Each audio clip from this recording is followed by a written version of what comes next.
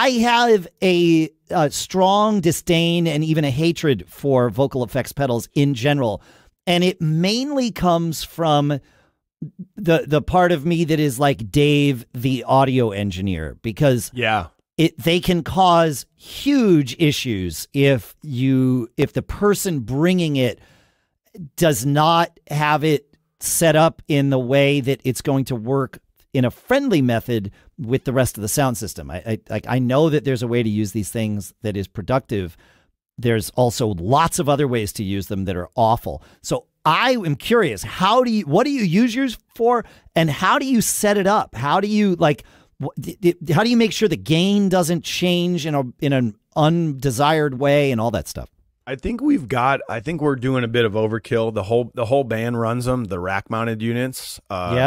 And I think it stemmed from us a long time ago deciding that we were going to be completely self-contained, right? Zero reliability on anyone else, because we go to all these different places. We could never employ like a full-time sound engineer who was always with us. We still have our rotation of like 3 guys that one of them will probably be there. They all have different styles. And then there's the times where we were just in Omaha.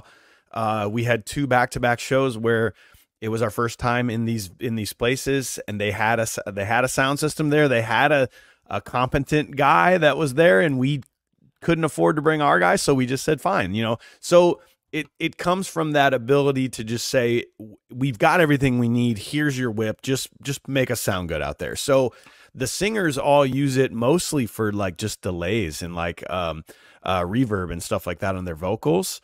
Interestingly enough, that's just how they've always, Mason especially is very thick on like delay and reverb on his voice coming out. It's sort of just the way it's always sounded and the way he wants it to sound.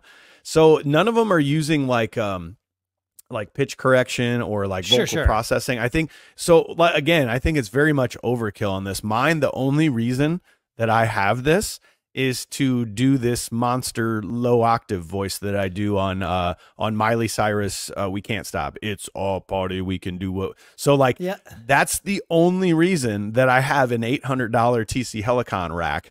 But whatever, you know what? It's tucked away in my little rack. Everything's in there. And if I ever need anything else, it's there. But I'll tell you what, I wish I was a little smarter on this. There are a few tweaks that they put into theirs that they've worked on over the years just to round some sounds out. Maybe throw a little bit of EQ in there. But yeah, ultimately we're just kind of using it for that kind of stuff. And then I believe so I send MIDI clock from our Ableton computer.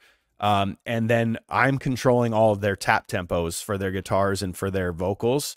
So it's automatic, right? So clock changes to a different tempo. It goes, I think the TC Helicon, in fact, is the thing that does the tap tempos and the delays and all that stuff. So maybe there is a little bit of an extra thing that we do, but that's pretty much it. But it comes from those years of just being a self-contained band that we had to make sure all of our effect, we didn't have a guy like running delays on vocals and doing cool stuff. So yeah, that's pretty much all it is.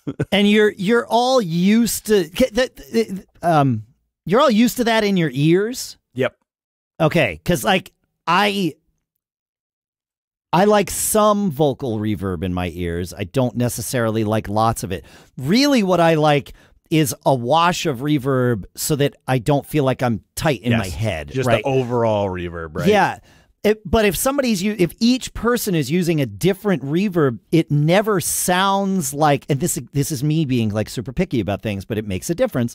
It never sounds like all of the vocals are in the same reverb chamber, because they are literally not, right? You know, and so things get weird. But I guess if you're using, you know, tap tempo for delays and even slapback, like maybe there's some synchronicity there. So okay. Yeah, I wish there was a better answer for like, oh well, we use this programming, and actually those big rack mounted ones, like the gain is the same every time we turn them on. Those ones that go on like the mic stand, there's a dial on the side that you always have to, you know, like every show you're readjusting your dial, readjusting your gain. These are actual like digital, where I go in and say, when it starts, this is my gain, no matter what, here we go, you know? So that's as long as it's the same singer on the same microphone, which of course it is, then it all sort of, okay. I can respect that. And more importantly, I could accept that if I was your engineer. You know, so far no one's yelled at us yet. So like that means you're using them right. They would tell us. They would tell you, yeah. Well, the big problem is, you know, when somebody kicks one of those on and they use it full time for themselves and they have a massive amount of compression on it, and it's like, okay, well. And they use monitor wedges, and it's like, great. So things are just going to feed back all night because you have this monster compression with no like gating or anything. And what are we going to do about this? Like, I need some control. But but the only reason I need control in those moments is because the person who's controlling it doesn't know how to use it properly. That's really what the issue is. It's like, I need to control that thing because you don't know how to yet.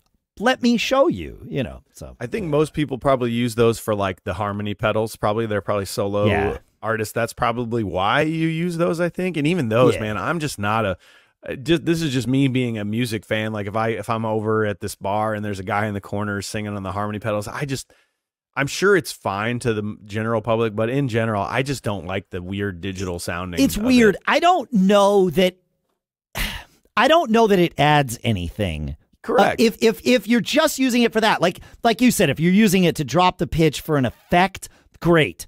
But if you think that the song needs harmonies and you're a one-person thing, and so you're going to have this weird auto-tuned robot, you know, singing set to a major third harmony thing singing with you, it's going to be weird. And I don't know that the people who notice, like you and me, are not going to like it in most cases. Yeah. And then there's everyone else who doesn't notice and doesn't care whether and they it's don't on even or not. realize. They're like, right. oh, whatever. Like I don't know what a harmony is. What are we doing here? Yeah, what are we doing here? Why does it sound like that's interesting. Maybe that's what they get. But like robots? Okay, cool. Okay, cool. Yeah, I just don't it doesn't.